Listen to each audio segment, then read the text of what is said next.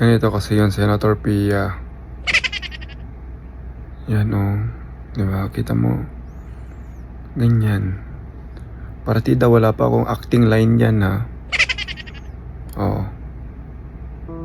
Na para bang walang nangyari sa Senado. Tapos nagla-live kayo. Diba? Busy kayo nagla-live. Takot na takot yun nagla-live. Tataas ka nga ng boses sa live, diba? Pero ganito kasi yun, dapat may luha. Yan o. Edi kung mapansin mo ako, edi okay, paldo ako sa meta. Pero kung hindi nyo papansin ito, okay lang din naman. Paldo naman ako sa secret. Yan, kita mo yan, Senator Pia. Diyos ko Lord, tapos kayo binuboto ko. Magkano sahod nyo per month? Supposedly 300,000 plus. Siyempre, iba pa yung kickback nyo at ibang extra income, diba? Pero hindi ka marunong mag-acting workshop ka kaya? Ano?